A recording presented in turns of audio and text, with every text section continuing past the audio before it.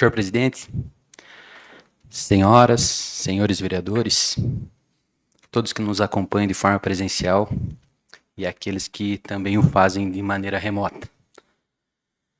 Antes de iniciar especificamente a fala a respeito da conferência, eu gostaria que duas coisas me aquecem o coração.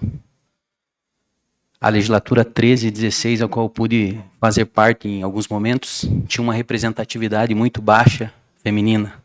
Acredito que foi a última que não tinha sequer uma representante mulher. Então, chegar nesta Casa de Lei e se deparar com ela tão bem representada por essas 4 mulheres empoderadas, maravilhosas, nos aquece o coração e demonstra que a nossa jovem democracia aqui em União da Vitória dá passos importantes para a construção de bons debates. E também, a sessão de 28 de abril, ela encerra um mês da liberdade, do pseudo-descobrimento do Brasil, e também quis que nessa mesma semana fosse o dia 1º de maio, o dia de todos nós trabalhadores. Uma data não tão festiva, mas sim reflexiva, a qual eu já gostaria de aproveitar e desejar um feliz dia a todos nós trabalhadores.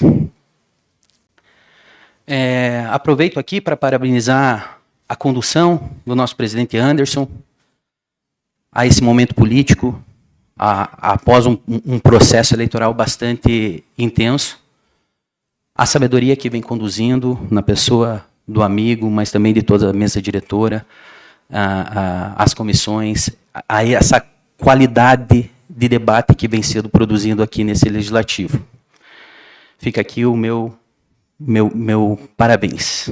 Vejo a maioria dos vereadores conectados dentro de postos de saúde, dentro de escola, aonde a cidade acontece. Eu acho que vai muito nessa esteira o que a gente vai falar aqui.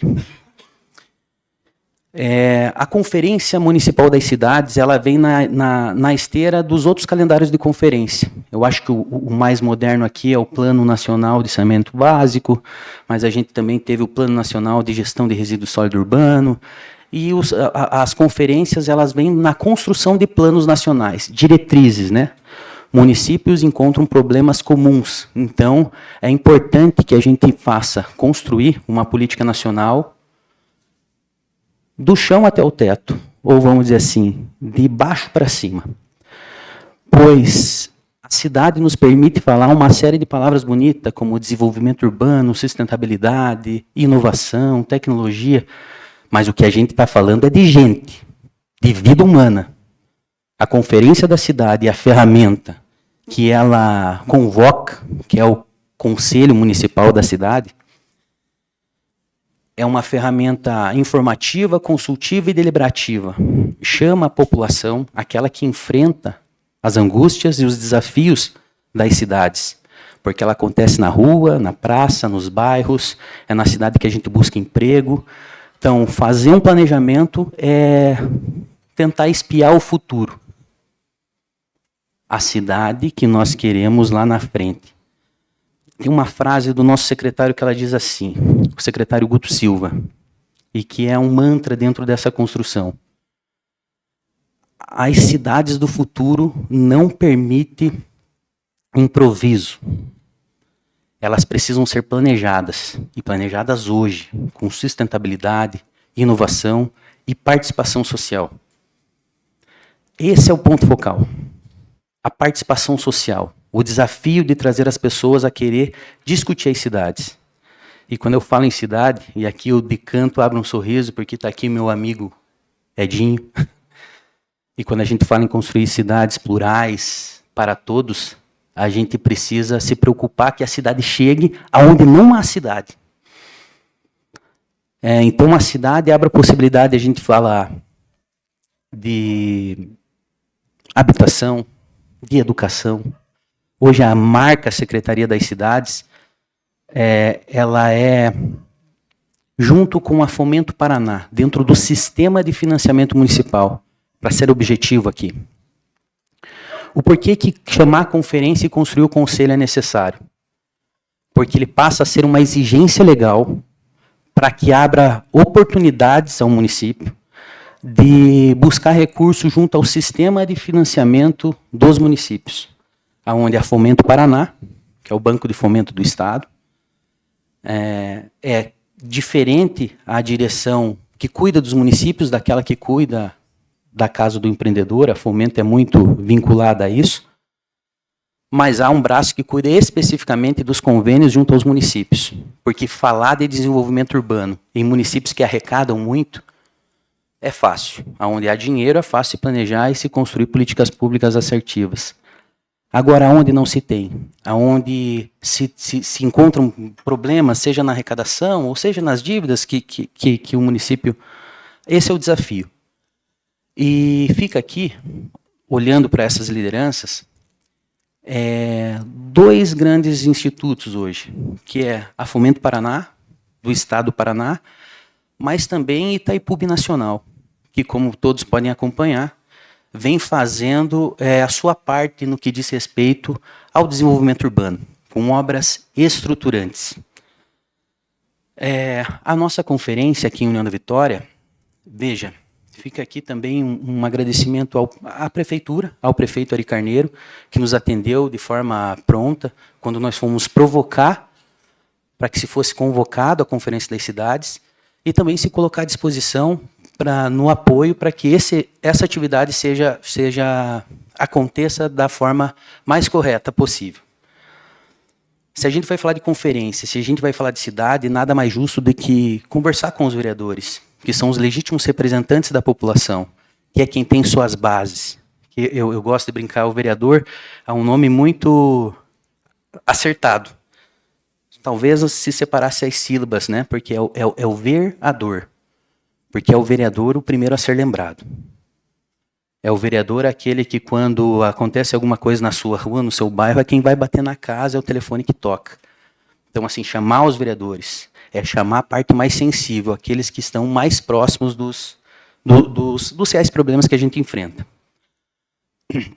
É uma semana em que... Uma semana não, podemos dizer assim que é um semestre onde algumas obras e projetos estruturantes vão vir à tona.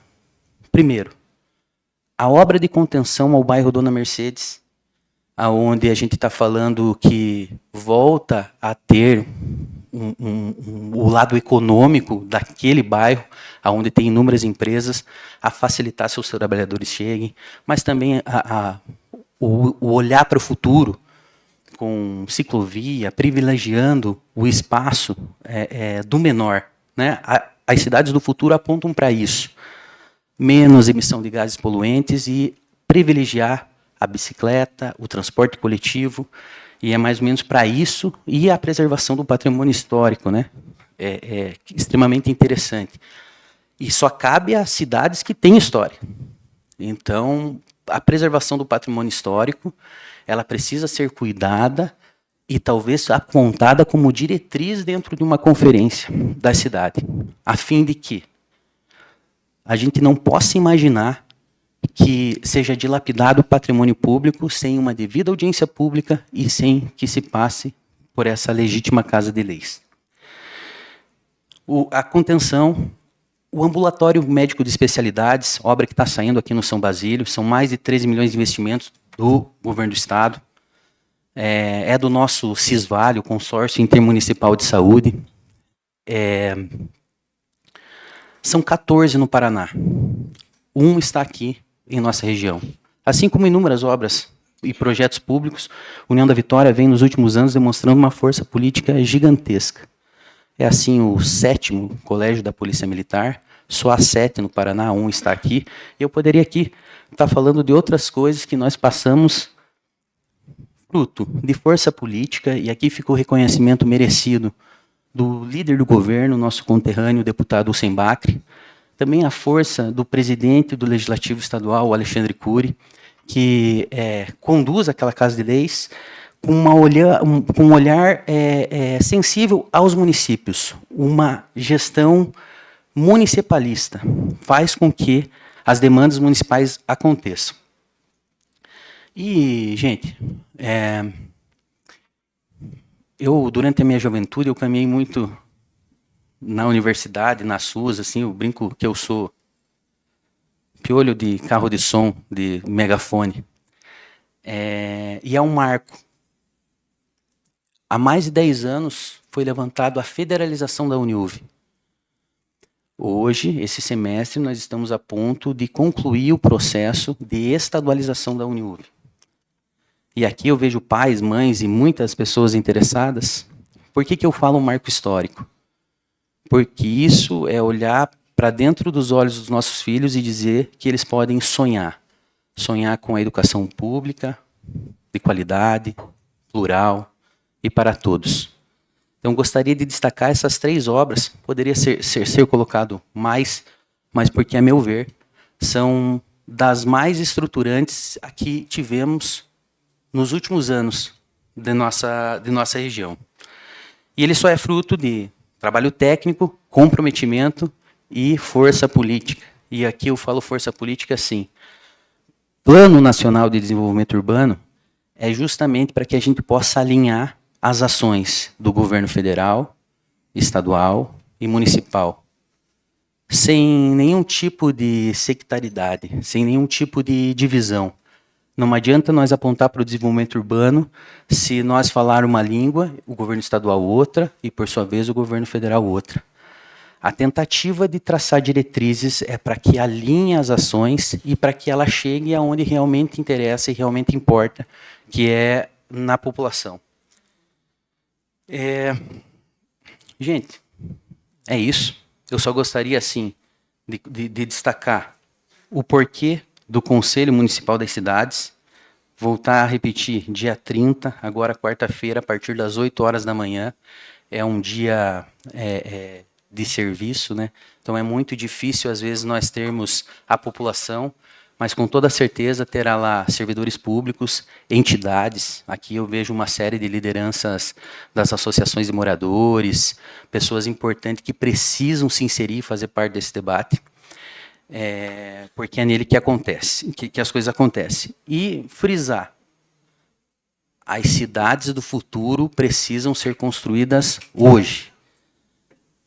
O conselho, ele é exigência legal. Não colocar de forma operante, perde-se oportunidades. Seria isso. Muito obrigado.